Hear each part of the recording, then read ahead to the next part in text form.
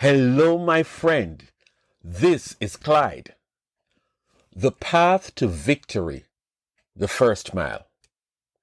So you might be able to guess what our focus is for today, but in case you don't know, let me tell you from the outset.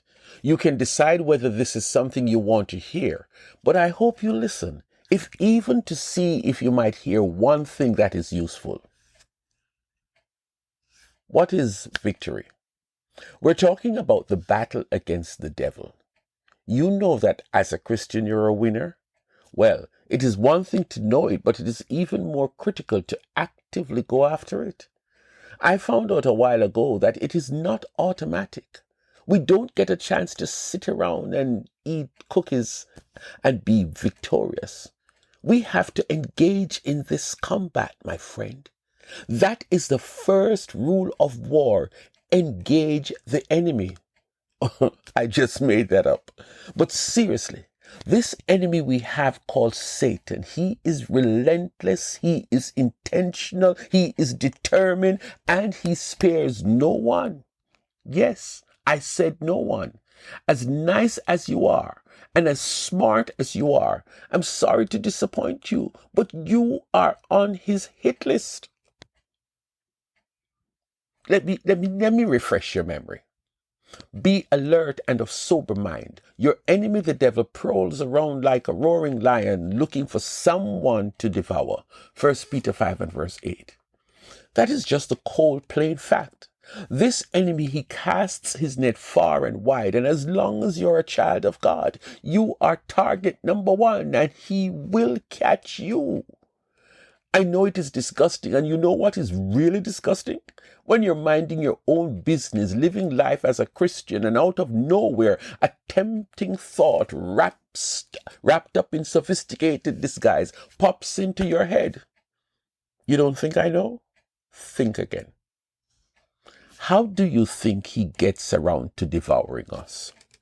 The lion understands his prey, and so when he roars, it is meant to scare you and make you freeze up, and then he pounces on you. But there are those times when he is not the lion. He moves stealthily. That is the version of himself that Jesus calls the thief, the one who comes to steal, kill, and destroy. Man, he has mastered his craft. So ask any one of us who might fall into sin, let's say sexual sin. Don't go there, Clyde. Please don't go there.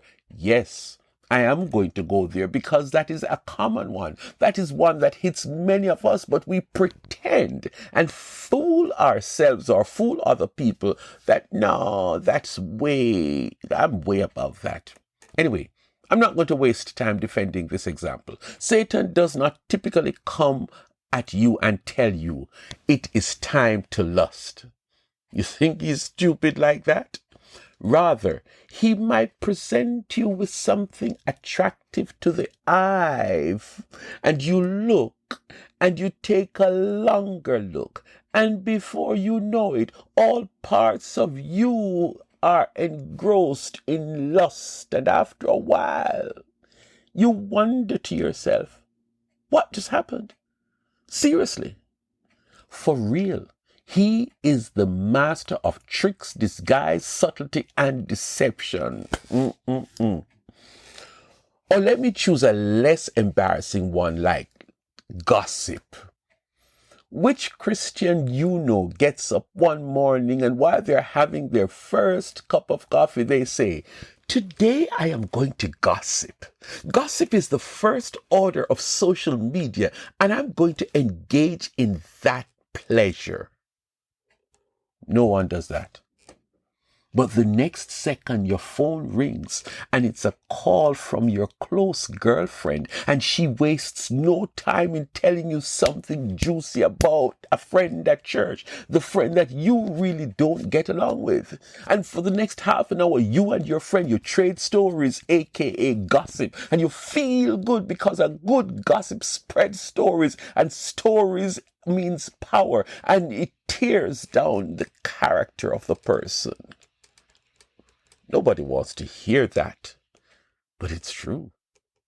Well, let's get to the main point. The path to victory. The path to overcoming, putting the devil to flight. Here we go, and let us dissect it piece by piece. It says, submit yourselves then to God, resist the devil, and he will flee from you. James 4 and verse 7. Dissection number 1. Submit yourselves then to God, resist the devil. You get it? Dissection number 2. Submit yourselves then to God. Do you notice what I did?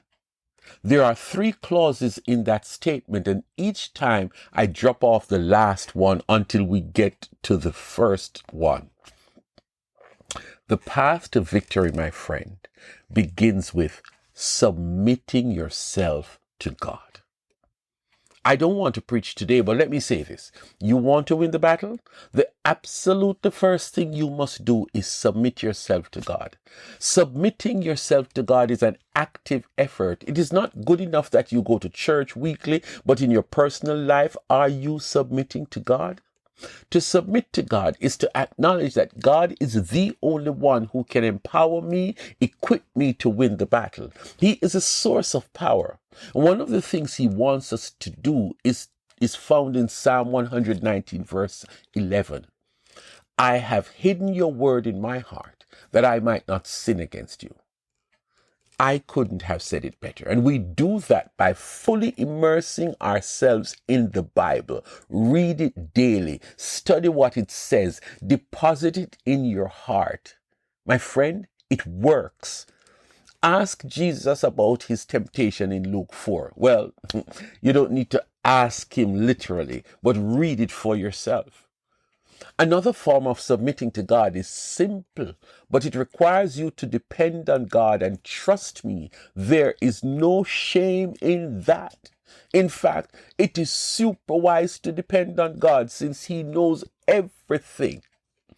The scripture I'm thinking about, it is compelling. It is useful for self-talk. It is admitting to yourself that I get my power from nowhere else, no one else but God. And it comes when I trust him. Here's what it says. I can do all things through him who gives me strength. Philippians 4 and verse 13. The path to victory is found when we are fully engaged and invest in our relationship with God. When we learn to submit to God. It is your winning strategy.